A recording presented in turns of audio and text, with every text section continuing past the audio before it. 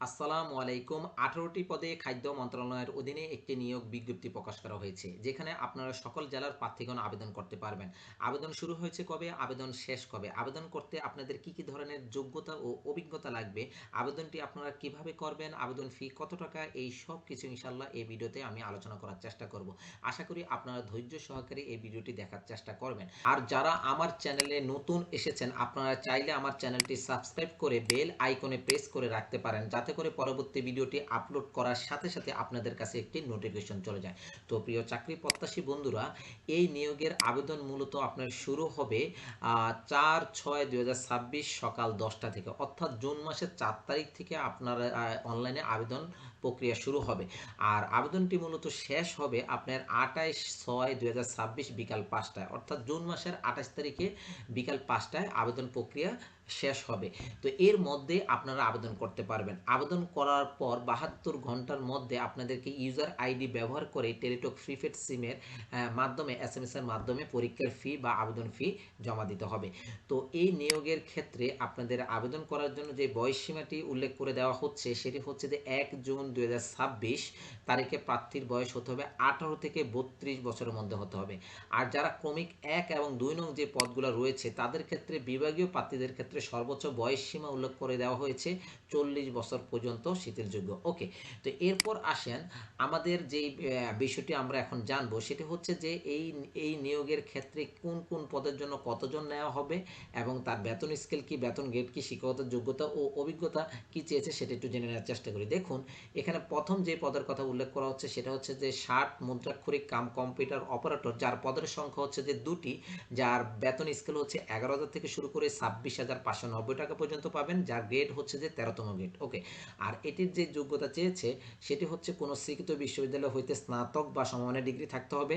এছাড়াও খতে বলা হচ্ছে যে অভিজ্ঞতা যেটি চেয়েছে সেটি হচ্ছে যে কম্পিউটার প্রশিক্ষণ প্রাপ্ত হতে হবে এবং কম্পিউটার ওয়ার্ড প্রসেসিং সহ ইমেল এবং ফ্যাক্স পরিচালনার দক্ষতা ও অভিজ্ঞতা থাকতে হবে। এছাড়াও ষাটলিপিতে প্রতি মিনিটে ইংরেজিতে সর্বনিম্ন 70 এবং বাংলায় সর্বনিম্ন 45 শব্দ থাকতে হবে। আর ঘতে বলা হচ্ছে কম্পিউটারের মুদ্রাক্ষরে প্রতি গতি মিনিটে ইংরেজিতে সর্বনিম্ন 30, বাংলায় সর্বনিম্ন 25 শব্দ থাকতে হবে। এরপর আসেন দ্বিতীয় যে পদের কথা এখানে উল্লেখ করা হচ্ছে, সেটা হচ্ছে অফিস সহকারী কাম কম্পিউটার মুদ্রাক্ষরিক, যার বেতন স্কেল হচ্ছে 9,300 থেকে শুরু করে 22,490 টাকা পর্যন্ত পাবেন, যার গ্রেড হচ্ছে যে 16তম গ্রেড। আর এটির জন্য পদের সংখ্যা হচ্ছে যে একটি, যার শিক্ষাগত যোগ্যতা চেয়েছে কোনো স্বীকৃত বোর্ড হইতে উচ্চ মাধ্যমিক বা HSC সার্টিফিকেট বা আলিম সার্টিফিকেট সমান বা সমানের পরীক্ষা উত্তীর্ণ হতে হবে। এছাড়াও খতে বলা হচ্ছে যে কম্পিউটারের প্রশিক্ষণ প্রাপ্ত এবং কম্পিউটার ওয়ার্ড প্রসেসিং সহ ইমেল এবং ফ্যাক্স পরিচালনার দক্ষতা অভিজ্ঞতা থাকতে হবে।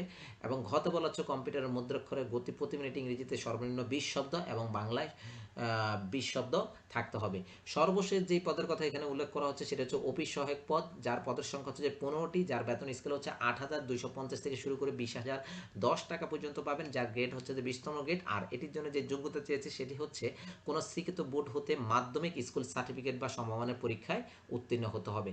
তো এগুলো ছিল আমাদের বিভিন্ন পদের ক্ষেত্রে কতজন নেওয়া হবে, তার বেতন কত এবং শিক্ষাগত যোগ্যতা ও অভিজ্ঞতা কী ছিল সেগুলো আপনাদেরকে জানানোর চেষ্টা করেছি। এবার আমরা দেখব যে অনলাইনে আবেদন করার আগে আপনাদেরকে কি কি ধরনের ডকুমেন্ট রেডি করে রাখা লাগবে। প্রথমত হচ্ছে যে একটি রঙিন ছবি আপনাকে রেডি করতে হবে। আর এই রঙিন ছবির মাপ হবে 300x300 পিক্সেলের, যার সাইজ হচ্ছে যে 100 কেবির মধ্যে হতে হবে। আর আরেকটি লাগবে যে আপনার সিগনেচার বা স্বাক্ষর, যার মাপ হবে 300x80 পিক্সেলের, যার সাইজ হবে যে 60 কেবির মধ্যে। এই দুটি ডকুমেন্ট রেডি করার পর এরপরে আপনাদেরকে আবেদন করার জন্য এই ওয়েবসাইটের লিঙ্কে প্রবেশ করতে হবে। এই ওয়েবসাইটের লিঙ্কটা হচ্ছে mofood.teletalk.com.bd। এই ওয়েবসাইটে আসার পরে আপনারা এরকম একটি পেজ দেখতে পারবেন। এখন কিন্তু আমি যেই সময় আমি ভিডিওটি করছি, এই সময় কিন্তু অর্থাৎ এখনও কিন্তু এটা আবেদন করার জন্য পাবলিশ হয়নি, অর্থাৎ 4 তারিখের মধ্যে আপনাদের এই আবেদন প্রক্রিয়াটি কিন্তু অলরেডি এই ওয়েবসাইটে ঢোকার পরে আপনারা দেখতে পারবেন। এখানে দুটি অপশন থাকবে, একটা হচ্ছে যে বিজ্ঞপ্তি আর একটা হচ্ছে অ্যাপ্লিকেশন ফর্ম। জাস্ট অ্যাপ্লিকেশন ফর্মে ক্লিক করে আপনার যে ইনস্ট্রাকশনগুলো দেওয়া হবে সেই অনুসারে আপনারা আবেদন প্রক্রিয়া সম্পন্ন করতে পারবেন।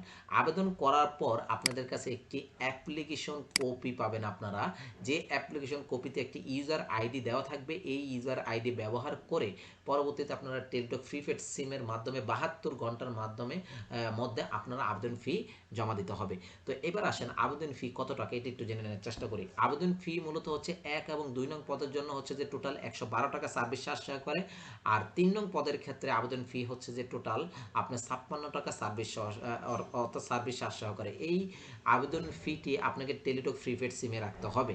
ওকে, টেলিটক প্রিপেড সিমে রাখার পরে আপনাকে যেটি করতে হবে, টেলিটক প্রিপেড সিমের এসএমএস অপশনে গিয়ে ক্যাপিটাল লেটারে টাইপ করতে হবে এমও পোর্ট স্পেস ইউজার আইডি, যেটি অ্যাপ্লিকেশন কপিতে দেওয়া ছিল, লিখে এরপরে সেন্ড করতে হবে 16342 এই নম্বরে। এরপরে একটি রিপ্লাই, একটি মেসেজ চলে আসবে যেখানে আপনার একটি 8 ডিজিটের পিনকোড দেওয়া থাকবে। পরবর্তী এসএমএস এ আবার টাইপ করতে হবে মো পোর্ট স্পেস ইয়েস স্পেস 8 ডিজিটের পিনকোডটি লিখে সেন্ড করতে হবে 16342 এই নম্বরে।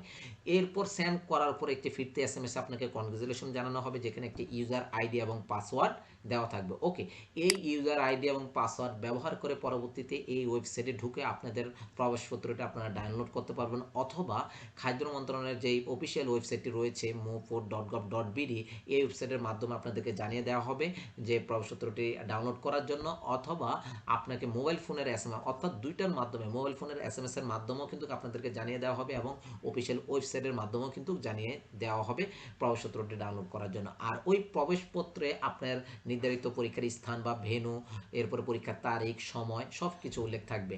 আর অবশ্যই প্রবেশপত্রটি রঙিন প্রিন্ট করে নিতে হবে।